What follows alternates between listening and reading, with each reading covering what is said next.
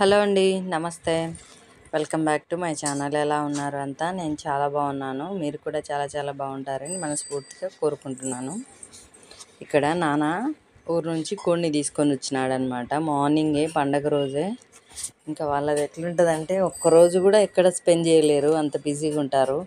అసలు బిజీ అనడం కంటే వాళ్ళు అసలు ఇక్కడ ఉండలేరని చెప్పొచ్చు. పల్లెటూరులో ఉండేవాళ్ళు టౌన్లో ఉండాలంటే వాళ్ళకి ఈ వాతావరణం అసలు సూట్ అవ్వదు.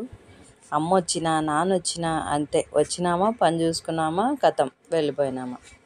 ఇంకా అసలు ఎంత నన్నా చెప్పు ఉండరు. ఇక నేను కూడా చెప్పను ఇంకా ఖచ్చితంగా. ఎందుకంటే వాళ్ళకి ఈ వాతావరణం సూట్ అవ్వదు, సెట్ కాదనమాట. వాళ్ళు బయట ఆ పల్లెటూరులో ఎట్లుంటుందంటే ఫ్రీగా తిరగడం వీళ్ళకి అలవాటు బాగా.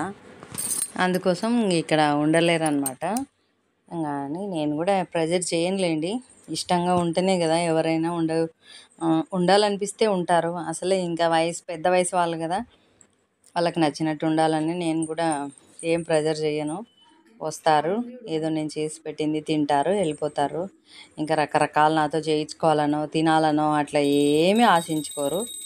ఏదో నేను పెట్టింది తినేస్తారు, వెళ్ళిపోతారు. ఇంకంతే. ఇక్కడ మా ఆయన పూజ చేస్తున్నాడు. ఇంకా పిల్లలు అదే మా నాన్న పోయిన తర్వాత ఇంకా వాడు ఉగాది పచ్చడి ఇద్దరు కలిసి చేసినారని చెప్పినా కదా, అది ఇక్కడనేమో ఈయన పూజ చేస్తున్నాడు.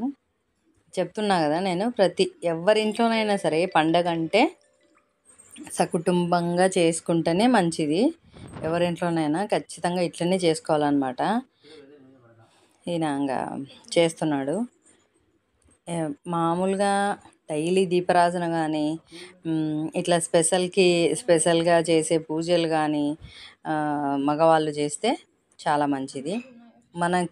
మన ఆడవాళ్ళకంటే వాళ్ళకి కొంచెం పవర్స్ అవి బాగానే ఉంటాయి కదా. మగవాళ్ళకంటే నిష్ట కూడా ఉంటారు. మన ఆడవాళ్ళు మంతు కొంచెం ఇబ్బంది పడతాం కదా. వాళ్ళకి అట్లా అలాంటివి ఏవి ఉండవు. మనకు బ్రేక్స్ వస్తుంటాయి కదా, దేవుని దగ్గరికి వెళ్ళలేము. కానీ వాళ్ళకి అట్లా ఏమి ఉండదు కదా. 365 రోజులు వాళ్ళు దేవుని దగ్గరికి వెళ్ళే రైట్స్ వాళ్ళకు ఉన్నాయి, మనకు ఉండవు. సో వాళ్ళకి మంచిగా చేస్తే ఆ పవర్ అనేది వాళ్ళకు ఉంటుంది. జెంట్స్కి ఖచ్చితంగా చేయాలంట. ఈ గరికెపాటి కానీ కోటేశ్వరరావు గారు కానీ వీళ్ళు చెప్తుంటారు కదా ప్రవచనాలు, మగవాళ్ళు చేయాలి ఖచ్చితంగా అనేసి. అందుకోసం ఇక్కడ ఆయననే నేను పట్టుబట్టి చేయిస్తాను. ఏం చేస్తారు, అన్నీ చేసిన తర్వాత వచ్చి కొబ్బరికాయ కొడితే చాలు. ఈయన అదే అంటాడు, నువ్వు ఇంత చేసుకొని లాస్ట్లో నేను వచ్చి చేస్తే ఎట్లా అంటే, ఏం పర్లేదు, మేము ఇంత చేసినా మీరు చేస్తేనే దానికి ఫలితం అనేది చెప్తుంటారు కదా. కూర అంతా అయిన తర్వాత కూరలో ఉప్పే ఎంత టేస్టో ఉంటుంది కదా, ఉప్పు తక్కువైతే ఆ టేస్టే దొబ్బేస్తుంది. సో మనం ఎంత కష్టపడి చేసినా ఫైనల్ టచ్ వాళ్ళు ఇస్తేనే మన పూజకి ఫలితం వస్తుంది. అందుకోసం ఆయననే చేయమని చెప్తుంటాం మేము. ఖచ్చితంగా ఆయన చేస్తేనే మేము అన్నీ దీపారాధన, దీపాలు కూడా వెలిగించేస్తామన్నమాట. దీపాలన్నీ వెలిగించినాక కూడా అప్పుడు ఆయనతో వచ్చి ఒక్కోసారి దీపారాధన చేయమంటాంలే.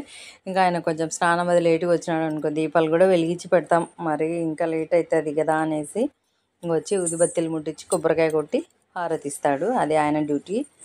అది మాత్రం మస్ట్ అండ్ షుడ్ ఖచ్చితంగా నేను చేయిస్తా. పండగ వస్తే ఎవరింట్లోనైనా అలానే చేసుకుంటేనే బాగుంటుంది. చేయాలి కూడా ఎవరైనా కానీ. చూడండి మా దేవుని గుడి ఎంత కళ ఉందంటే, అసలు ఎంత కళ అంటే అంత కళ. నాకైతే అసలు చూస్తూనే ఉండిపోవాలనిపిస్తుంది. అక్కడ చూస్తూ ఉండిపోవాలనిపిస్తుంది, ఇక్కడ ఫొటోస్ వీడియోస్ తీసుకున్నామనుకో ఇంకా పదే చూడాలనిపిస్తుంది. ఎంతైనా భగవంతుడు అంటే అంతే. ఇంకా ఆయనకు సాటి, ఆయనకు పోటీ ఎవరు ఉండరు కదా. మనకు మనశ్శాంతి ప్రశాంతత కలగాలంటే ఖచ్చితంగా దేవుడి దగ్గరికి వెళ్తేనే మనకు అవన్నీ ఉంటాయి. అక్కడే మనకు పాజిటివ్ వైబ్స్ వస్తాయి కదా. అందుకోసం మన మనశ్శాంతి కోసం అన్నా ఖచ్చితంగా దేవుడి దగ్గర కూర్చొని టెంపుల్కి వెళ్ళి కొంచెం ప్లేస్ మార్చి గుళ్ళు గోపురాలు అట్లా తిరుగుతుండాలి. ఎప్పుడు ఇల్లు అట్లా ఉండకూడదు. ఇదండి ఇవాల్టి వీడియో. థ్యాంక్ యూ అండి. Thank you for watching. Bye అండి.